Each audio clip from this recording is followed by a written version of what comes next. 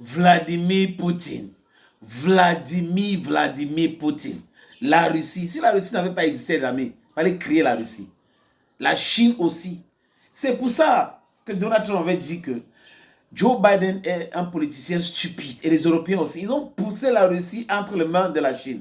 Maintenant, la puissance est de l'autre côté. Ce sont les BRICS. L'Iran, c'est un pays, un membre de BRICS, dont l'Iran ne peut pas être en difficulté aujourd'hui. Et à la business as usual. Non. Le Pakistan est avec l'Iran. Et le Pakistan a décidé d'utiliser ses jets pour abattre les missiles israéliens. La Chine a envoyé deux destroyers. Et la marine iranienne n'a pas encore commencé. Quand l'autre avait dit que fini ce que tu as commencé. Benjamin Netanyahu est incapable aujourd'hui. Des milliards et des milliards de dollars qu'il est en train de dépenser là, les amis, c'est compliqué. Et les Américains ont eu le message. Les Russes ont envoyé des missiles hypersoniques qui peuvent couler les porte-avions américains. C'est pour cette raison que Donald Trump vous parle de donnez-moi 2 semaines, je vais décider vraiment 2 semaines, je vais décider. 2 semaines, hein. Voilà la réalité. Face à l'Iran, la Maison-Blanche vient d'effectuer un revirement spectaculaire, une capitulation déguisée en aveu, révélant l'étendue du recul américain devant les réalités du terrain. Le jeudi 19 juin 2025 restera gravé dans l'histoire comme le jour où Washington a plié sous le poids des menaces russes et chinoises, abandonnant ses velléités guerrières pour la première fois depuis des décennies. Tout était pourtant fin prêt pour l'offensive. L'avion apocalyptique du président américain, ce Boeing E-4B Nightwatch, capable de diriger une guerre nucléaire, avait été aperçu près de Washington le 18 juin. Son atterrissage improvisé, sans explication officielle, trahissait l'état d'alerte maximal de l'état-major. Les services de renseignement israéliens à Paris confirmaient les plans d'intervention étaient verrouillés, les bombardiers B-2 Spirit positionnés, les groupes aéronavals en Méditerranée orientale. L'Amérique se tenait à 2 doigts de plonger tête baissée dans le conflit, prête à anéantir les sites iraniens. Mais voilà, en moins de 24 heures, cet échafaudage militaire s'est effondré comme un château de cartes. Pourquoi? Parce que Moscou et Pékin ont parlé d'une seule voix, avec une fermeté qui a glacé le sang à Washington. La première salve est venue de Saint-Pétersbourg. Maria Zakharova, porte-parole du ministère russe des Affaires étrangères, a tonné. Toute intervention militaire américaine déclencherait des conséquences négatives réellement imprévisibles. Ces mots, prononcés lors d'un point presse glacial, n'étaient pas une simple mise en garde diplomatique. C'était un ultimatum. Puis, Vladimir Poutine en personne a renchéri dans la foulée, répétant l'avertissement avec la gravité d'un chef d'état-major préparant ses troupes au combat. 2 menaces russes en moins de 24 heures, du jamais vu depuis la crise des missiles cubains. Dans le même temps, la Chine déployait 2 destroyers type 055, les navires de guerre les plus redoutables de sa flotte, en direction du détroit d'Ormuz. Ces monstres d'acier, capables d'emporter 112 missiles de croisière, sont un signal sans ambiguïté. Pékin couvrira militairement Téhéran si nécessaire. Et comme pour sceller cette alliance de feu, Kim Jong-un a apporté son soutien indéfectible à l'Iran, promettant des contre-mesures écrasantes contre quiconque menacerait la souveraineté iranienne. C'est dans ce contexte que Donald Trump a brusquement changé de cap. Alors qu'il menaçait encore hier d'éliminer Khamenei, le voilà qui annonce aujourd'hui reporter sa décision d'intervention à dans 2 semaines. Un délai révélateur, car il correspond précisément au temps nécessaire à l'Iran pour assembler une bombe nucléaire, comme l'a reconnu la Maison-Blanche elle-même. Caroline Leavitt, porte-parole de l'exécutif américain, a livré cet aveu stupéfiant devant les caméras. Soyons très clairs, l'Iran possède désormais tous les composants nécessaires pour se doter d'une arme nucléaire en 15 jours si le guide suprême Ali Khamenei en donne l'ordre. Cet aveu, mesdames et messieurs, est un tremblement de terre stratégique. Washington admet 3 vérités cachées depuis des années. Premièrement, les sanctions n'ont pas empêché Téhéran d'acquérir la technologie nucléaire. Deuxièmement, l'Iran maîtrise désormais le cycle complet de l'arme atomique. Troisièmement, seule la retenue du guide suprême empêche l'apocalypse nucléaire. Cette capitulation en rase campagne s'explique par l'implacable équation militaire posée par Moscou. Sergei Ryabkov, vice-ministre russe des Affaires étrangères, l'a formulé sans détour. Toute aide américaine à Israël, même indirecte, provoquerait une déstabilisation régionale aux conséquences inimaginables. Et traduction, Si un seul soldat US met le pied au Moyen-Orient, la Russie ripostera par une escalade foudroyante.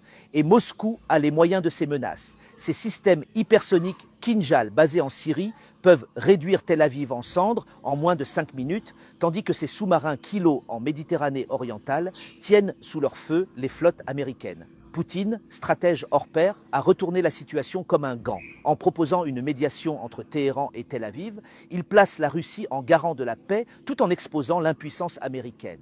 Son entretien téléphonique avec Xi Jinping ce jeudi n'est pas anodin. Les deux géants ont fermement condamné les frappes israéliennes, exigeant un retour immédiat au dialogue. Quand la Russie et la Chine parlent d'une seule voix, même l'hyperpuissance américaine doit s'incliner.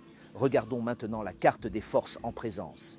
Du côté iranien, le calcul est implacable. Les frappes israéliennes des 13 et 14 juin ont causé près de 300 morts selon l'ambassadeur iranien à Moscou, dont des scientifiques nucléaires et des officiers supérieurs.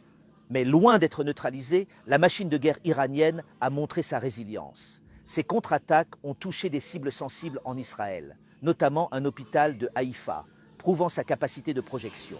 Surtout, Téhéran détient désormais l'atome dissuasif. Comme l'a reconnu Caroline Levitt, les centrifugeuses de Natanz sont intactes, le plutonium est stocké, les ingénieurs prêts à assembler l'arme fatale sur simple ordre de Khamenei. Cette capacité change la donne. Elle rend toute attaque préventive israélienne suicidaire. Du côté américain, c'est le désarroi. Les déclarations de Trump hier, « Nous écraserons l'Iran », contrastent avec les hésitations d'aujourd'hui. Pourquoi ce revirement ? Parce que les services de renseignement viennent de lui remettre une note glaçante. En cas d'intervention US, Moscou activera son pacte de défense avec Téhéran signé en 2022.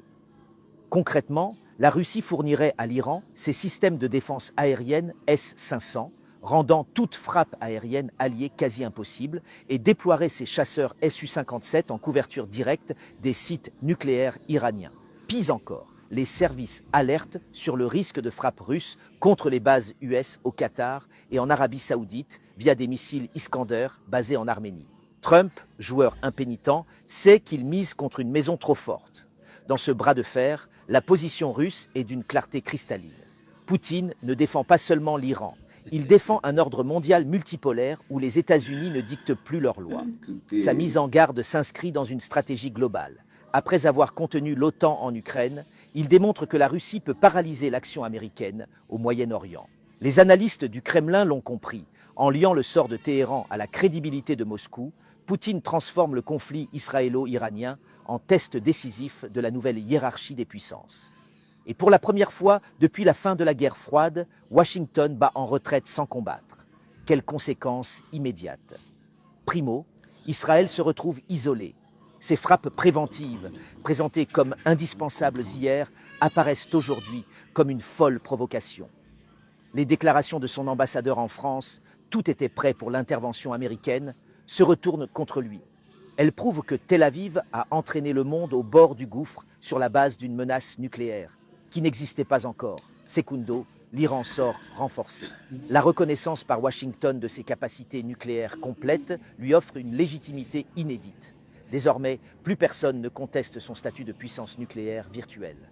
Tertio, l'ordre mondial est bouleversé. Le duo Russie-Chine a montré qu'il pouvait imposer sa volonté à l'hyperpuissance américaine. Les 2 semaines accordées par Trump ne sont pas une pause, mais l'aveu d'un recul historique. En conclusion, mesdames et messieurs, nous venons d'assister à un coup de théâtre géopolitique majeur.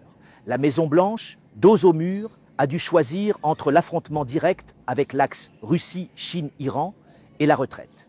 Elle a choisi la retraite. Cet aveu de la capacité nucléaire iranienne, cette capitulation devant les menaces russes, ce report de la décision militaire, tout cela marque la fin de l'hégémonie unilatérale américaine. Le monde multipolaire n'est plus une hypothèse. C'est une réalité tangible, scellée dans le béton des destroyers chinois croisant vers Hormuz et dans les avertissements du Kremlin. Restez connectés sur The Red Actualité et Politique. Dans 2 semaines, lorsque Trump rendra sa décision finale, nous serons là pour décrypter les nouveaux équilibres d'un monde transformé.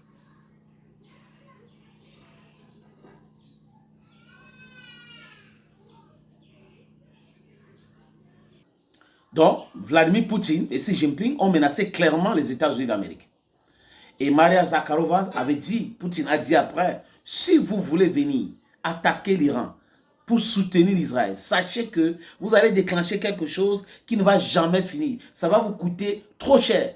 Et les Iraniens avaient dit, Ayatollah Ali Khamenei a dit clairement aux Américains, vous ne pouvez pas nous demander de négocier tant à genoux. Ça ne va pas se produire. Ce n'est pas possible. On nous a parlé de GBU 57, GBU 57.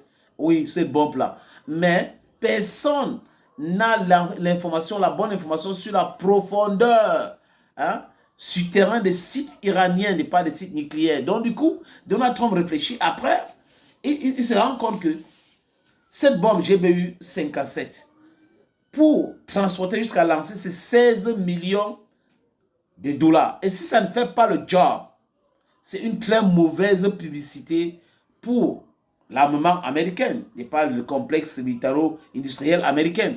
Donc, Donald Trump, avec les menaces de Vladimir Poutine, Xi Jinping, qui ont dit qu'ils vont protéger l'Iran, il a eu le message clair. Il a compris que c'est tout autre chose. Il est en train d'aller vers l'humiliation. Et les pays du Golfe, qui semblent soutenir les États-Unis d'Amérique aujourd'hui, dès que ça va se passer mal, ce sont les pays arabes. Ils vont soutenir ouvertement leurs frères. Et l'Iran, là, quand les Américains entrent, peut déclencher, activer les outils, activer le Hezbollah. Vous avez vu que Israël est en train de demander au Hezbollah de ne pas entrer, de ne pas entrer, de ne pas entrer parce que c'est compliqué pour Israël. Si les Américains entrent, vous allez voir. Donc Benjamin Netanyahu a commencé quelque chose qu'il ne peut pas finir. Ça lui cale au cou maintenant. Netanyahu, bye bye, Bibi politique, bye bye. Les amis, si vous n'êtes pas abonné encore ici, il est temps.